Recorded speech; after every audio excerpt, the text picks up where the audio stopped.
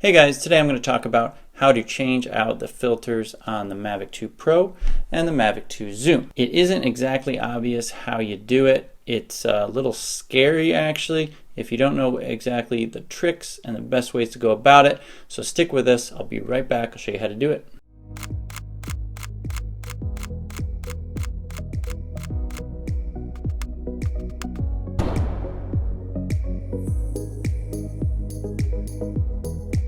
Alright, so first up, the Mavic 2 Pro.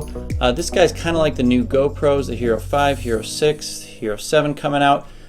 Basically, you grab the body and you just rotate the front about 10-15 degrees counterclockwise, lefty-loosey, and eventually it will snap. Now, it is a little scary at first. It seems like you're pushing way too hard.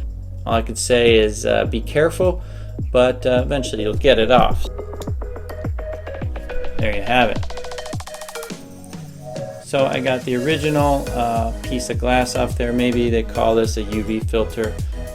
I don't know. Maybe the UV's inside and this is just a piece of cover glass. That's probably pretty likely. But in any case, it does snap on.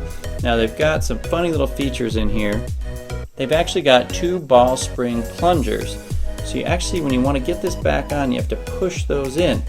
Now this is an aluminum frame, but they've got these hardened steel inserts in here to rub on those plungers and basically try to push this thing off. And that's what gives it the locking feature, the springiness, to really get this to snap and lock into place. So you have to keep that in mind when you're putting it back on.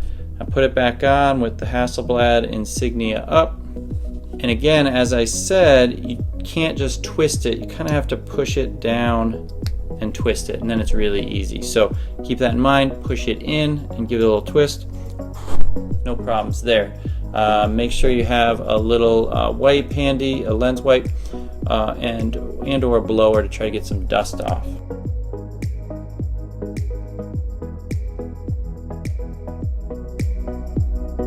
So this one actually was a little bit trickier. This thing is really on there when you first get it on the Mavic 2 Zoom.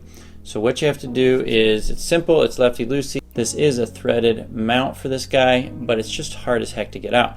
Now the key here is a trick I learned from our friend Stan down in Chicago. He said, break out the rubber glove. Now what does this do? This basically gives you some extra friction.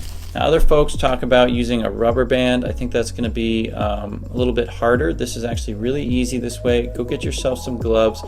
Throw a few in your kit. We've had them ever since our first Phantom. They're really handy.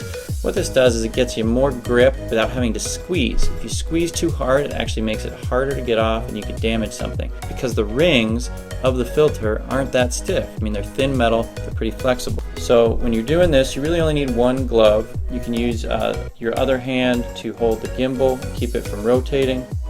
You may want to hold the body, the camera body, not the gimbal, so you're not actually stressing out those bearings at all. And then just use this gloved hand to rotate it. It is difficult, but the rubber is really key. If you don't have it, you just have to squeeze harder and harder, and that's just going to be bad news. Don't drop it, and there you go, comes right off. So that's it. That is our key tip. The way to go here is rubber gloves. That's it for my two key points. Push in on this filter in order to get it to snap back in, rotate it right.